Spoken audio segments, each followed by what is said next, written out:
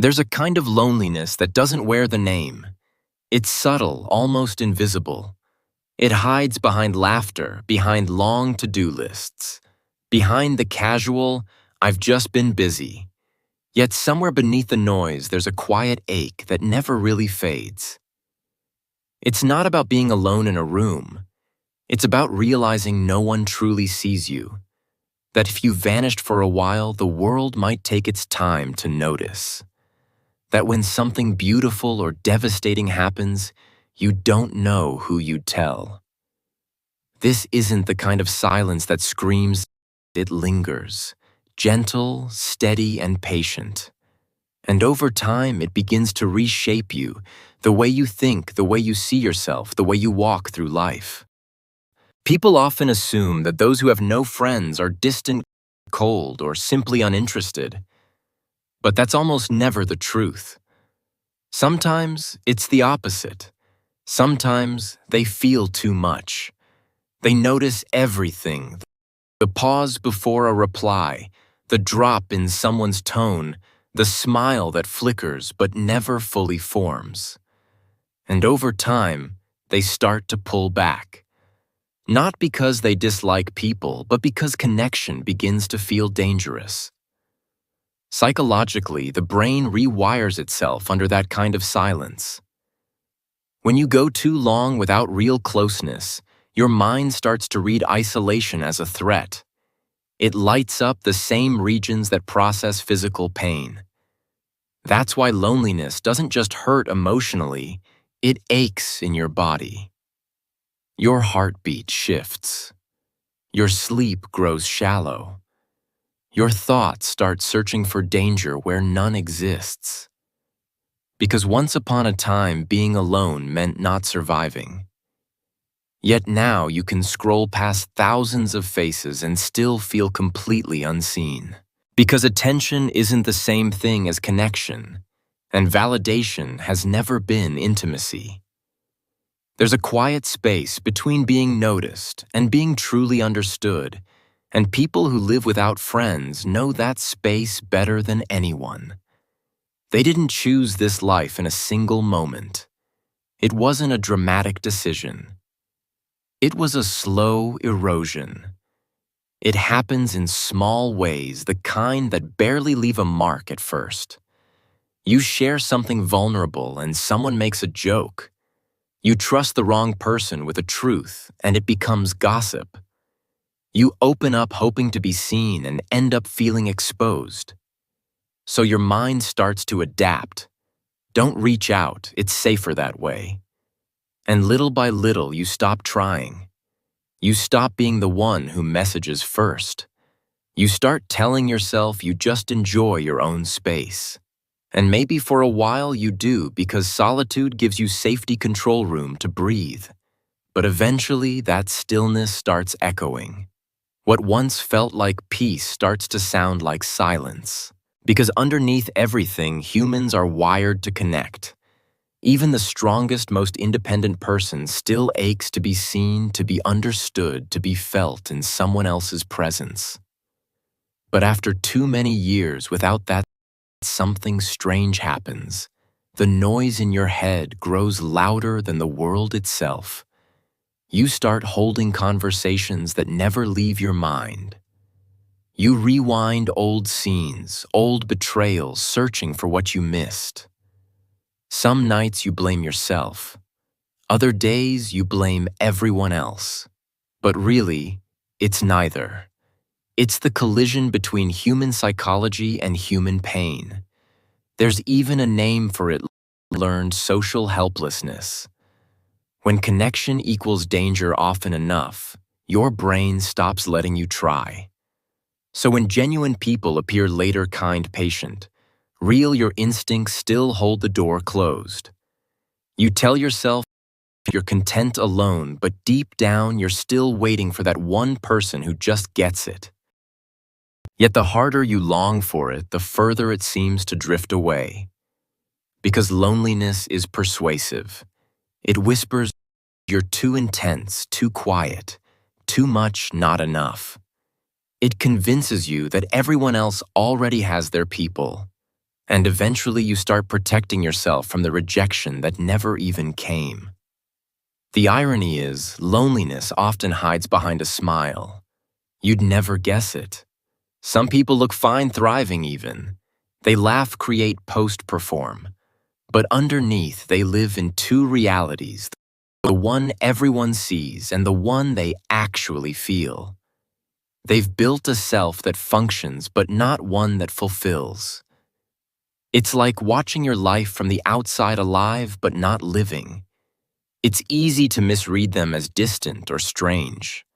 But if you listen closely, there's a softness under all that quiet, small heartbreaks that never healed. Times they gave too much and got too little back.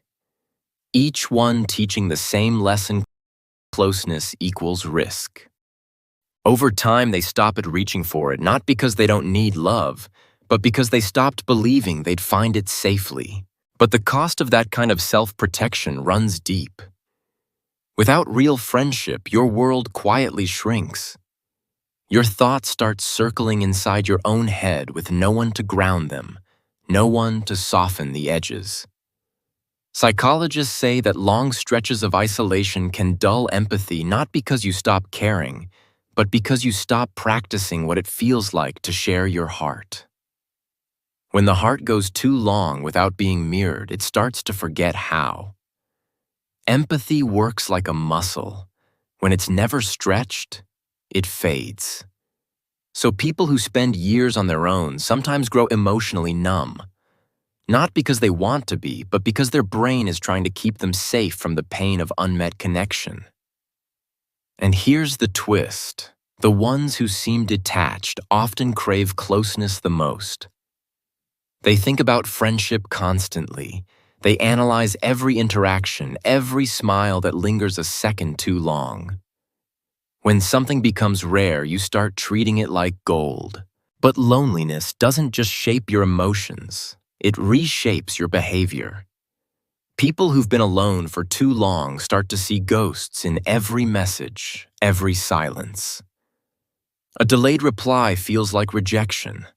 A short answer feels like disinterest. The brain, once burned by neglect, begins scanning for it everywhere, even where it doesn't exist. This creates a cruel loop. You become guarded, careful with your words and your warmth. Others sense that distance and quietly mirror it, pulling away, proving your fear right. It's not weakness. It's simply the mind's way of bracing for pain before it comes. Even time starts to shift. When there's no one to share your days with, hours stretch longer.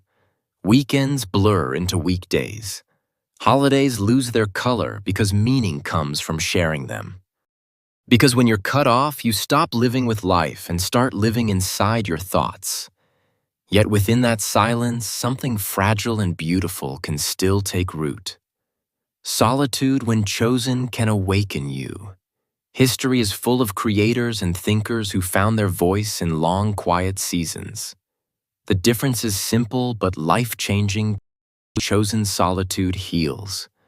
Forced solitude hardens. One helps you rediscover who you are.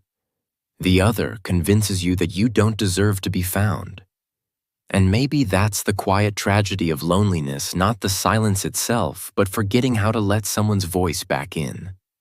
Sometimes, after years of living in that quiet space between healing and hardening, something starts to shift. You begin to wonder what it would feel like to be seen again, not online, not in passing, but truly seen. That's when the mind starts whispering old truths it tried to forget. They say things like, "I'm just not a people person," or "I like being alone." But deep down, they miss the kind of laughter that only happens with someone who really gets them, the kind where you don't have to think before you speak, where silence feels warm, not heavy. It's easy to forget that friendship is more than just company. It's a mirror. It reflects back the parts of you that you can't see alone. Without that reflection, it's hard to tell if you're changing or if you've stopped changing altogether. Because we don't just grow by existing, we grow by being reflected. And when that reflection is gone, life starts to blur. You begin to feel like you're moving through fog, like your existence doesn't echo anywhere.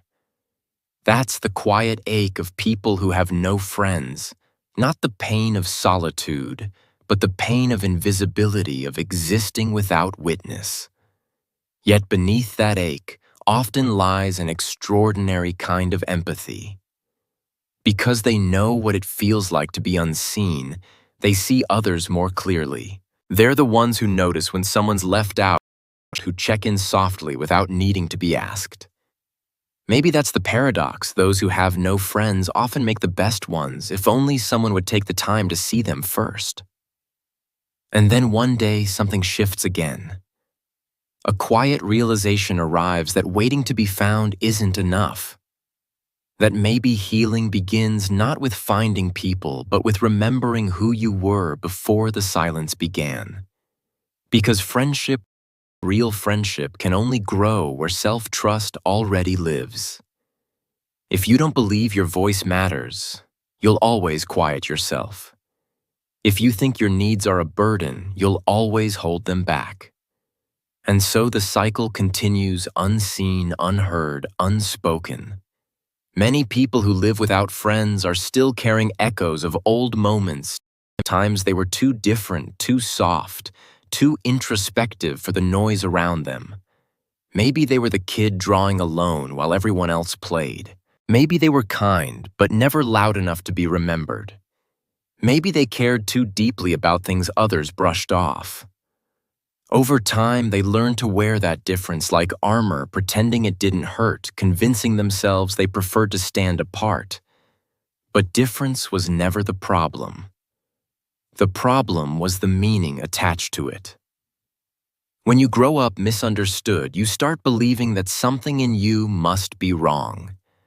You begin editing yourself down, speaking less, feeling less, expecting less, until you become a smaller version of the person you once were. Psychologically, it makes perfect sense. Our brains are wired to belong to tribes, to groups, to someone. But when belonging becomes painful, the brain learns avoidance as protection. Avoidance becomes safety, and safety becomes loneliness. That's why so many lonely people seem calm. Their nervous system has simply learned to predict rejection before it happens. They live in constant self-management, never too much, never too visible.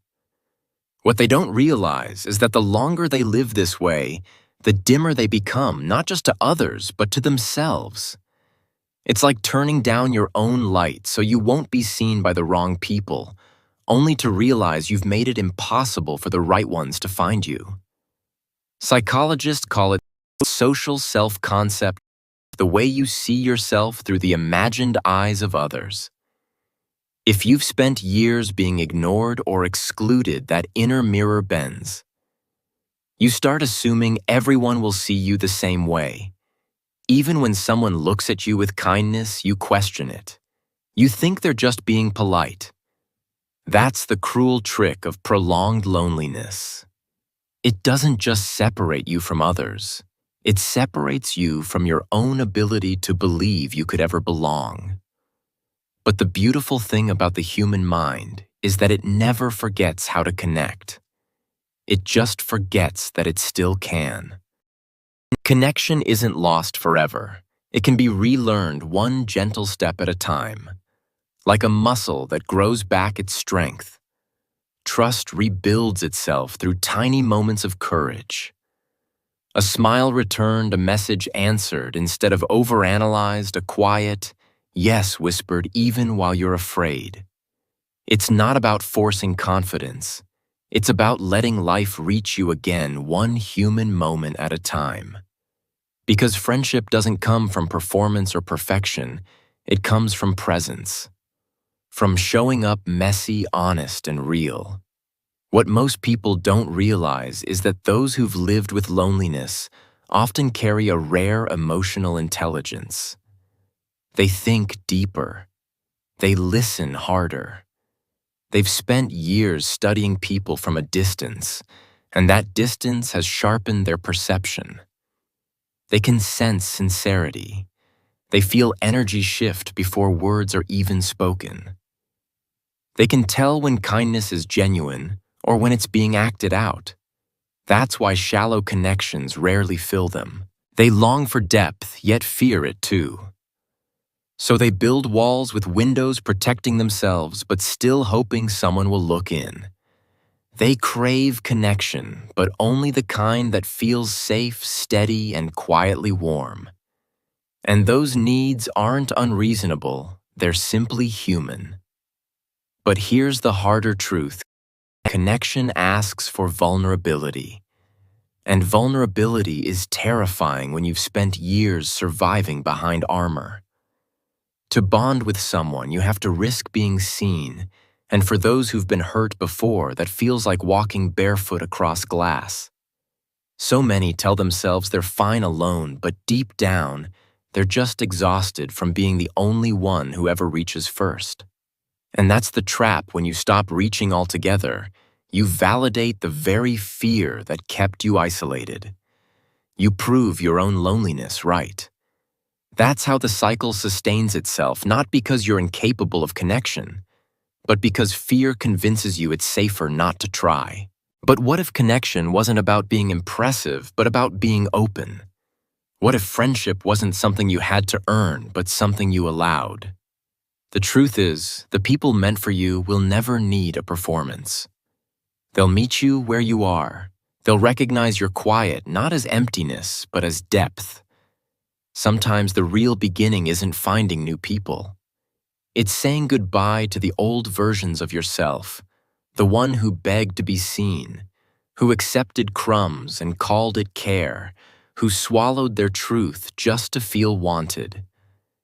When you heal those parts, something shifts. You start attracting from wholeness, not hunger. And that's where freedom begins, when you stop chasing people and start understanding yourself. You realize that being alone was never a flaw. It was a pause, a waiting for alignment.